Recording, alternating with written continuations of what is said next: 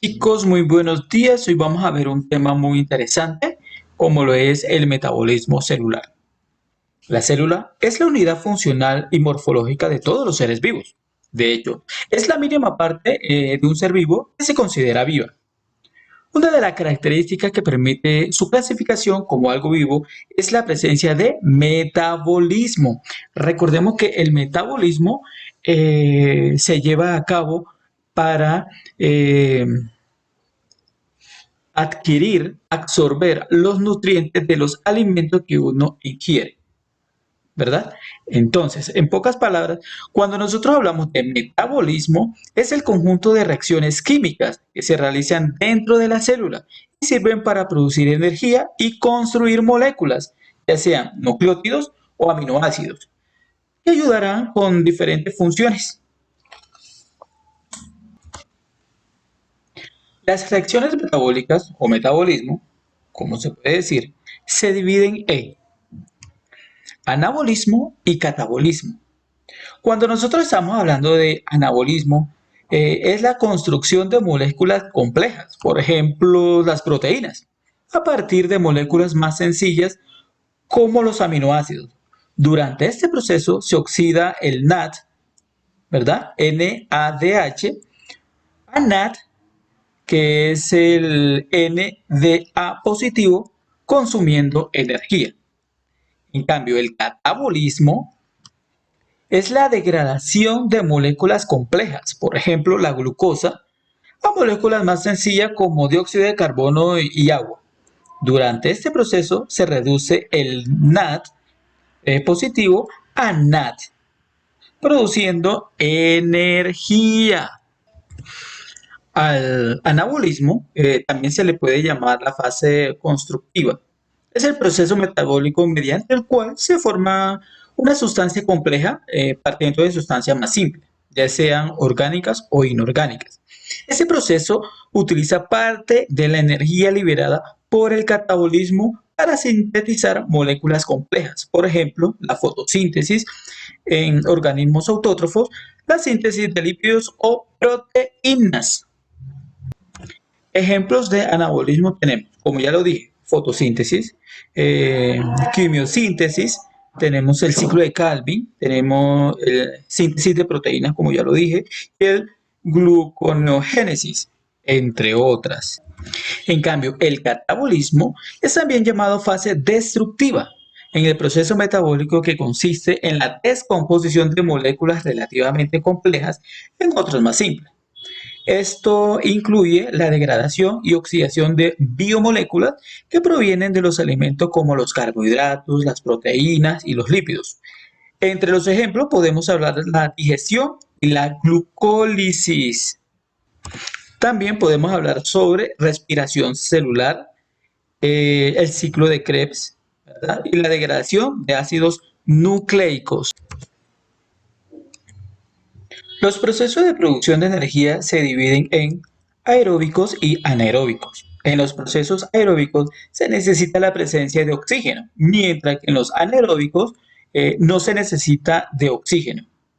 De hecho, el oxígeno es altamente tóxico para algunas especies. La respiración celular aerobia.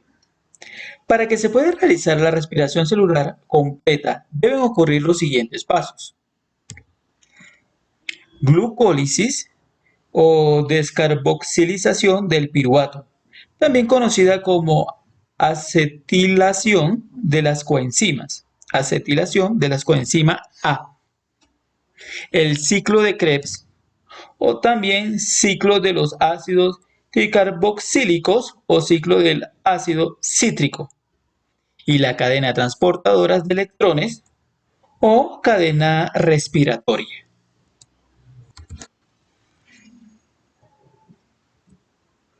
Glucólisis.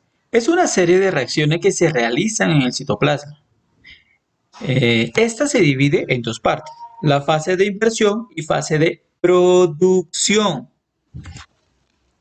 En la fase de inversión se gasta dos moléculas de ATP, o sea, adenosín trifosfato, para la fosforilar la glucosa, que esta pase a ser glucosa 6P Luego fructosa 1,6 bifosfato.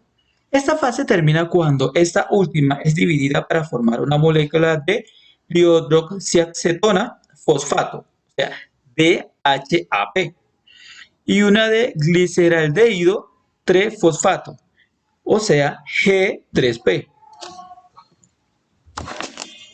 La fase de inversión finaliza en la isomerización del dihidroxiacetona fosfato a gliceraldehído 3-fosfato. En la fase de producción, que comienza en la reducción del 2-NAD, ¿verdad?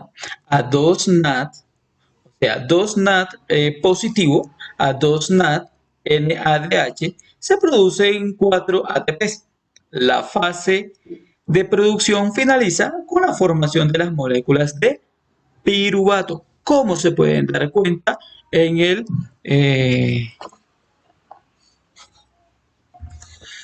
esquema. Pueden observar la fase de inversión en el esquema 1 y la fase de producción en el esquema 2.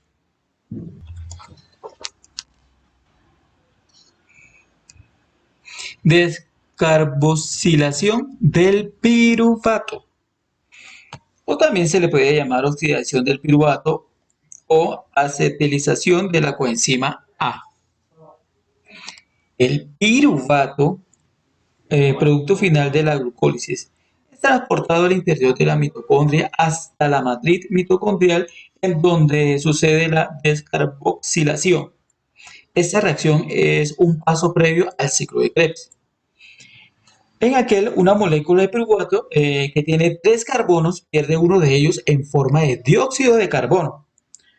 Los 2 carbonos restantes, que por supuesto tienen otros elementos enlazados, son acoplados a una molécula coenzima A para formar el acetil-CoA,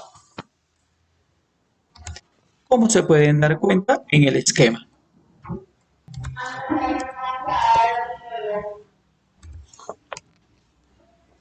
El ciclo de Krebs. El ciclo de Krebs es un conjunto de reacciones que se realizan en la matriz mitocondrial, es decir, en el espacio más interno de la mitocondria. Estas reacciones son impulsadas por la molécula de acetil-CoA, que fue producida durante la descarboxilación.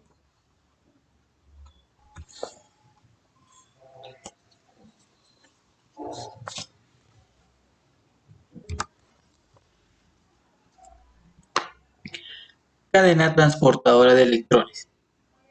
La cadena transportadora de electrones es un complejo de 5 proteínas que se encargan de recibir los electrones que se han sacado durante las diferentes rutas metabólicas, glucólisis y ciclo de Krebs, con dos finalidades muy importantes: reoxidar los acarreadores de electrones NAD y FAT y producir más energía en forma de ATP.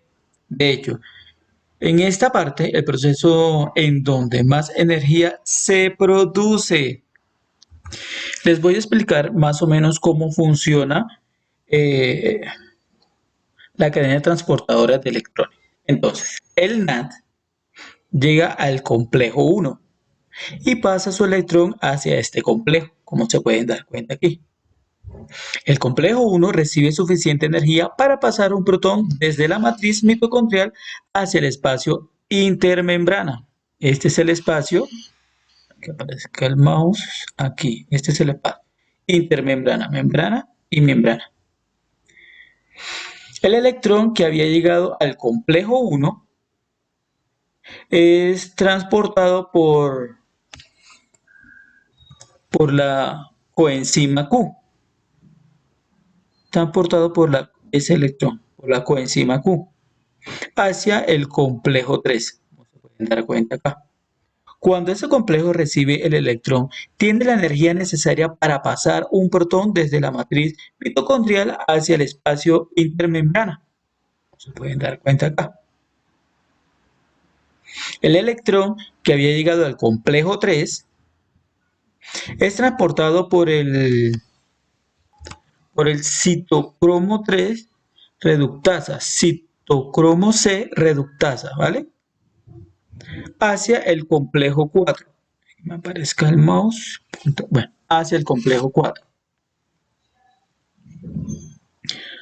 Cuando este complejo recibe el electrón, tiene la energía necesaria para pasar un protón desde la matriz mitocondrial hacia el espacio intermembrana, como se puede dar cuenta en el complejo 4. Debido a la transferencia de electrones desde la matriz mitocondrial hacia el espacio intermembrana, se crea una gradiente que favorece el paso de electrones desde el espacio intermembrana hacia la matriz mitocondrial, como si un espacio gradiente. Lo que pasa es que cuando hay mayor soluto en la célula o fuera de ella, siempre trata de que el soluto, ¿verdad? Se encuentre equivalente tanto extramembrana como intermembrana, que la misma cantidad o que se nivele. Los protones no pueden pasar a través de la membrana, por lo que necesita que una proteína para hacerlo. La proteína que usan los protones para pasar es la ATP sintetasa. ATP sintetasa. Y a medida que los protones van pasando por ella, se produce energía en forma de ATP. A partir del FAT2 llega el complejo 2, se pueden dar cuenta aquí, y pasa su electrón hacia este complejo.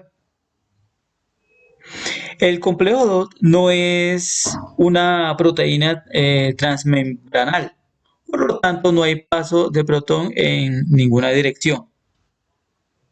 Como se pueden dar cuenta, no hay paso de electrón en ninguna dirección. El electrón que había llegado al complejo 2 es transportado por la coenzima Q hacia el complejo 3, como se pueden dar cuenta aquí. Listo, chicos, entonces de esta forma se lleva a cabo el metabolismo celular. Si tienen alguna inquietud, pues me pueden escribir por el WhatsApp. Entonces nos vemos en la siguiente explicación. Bye, chao.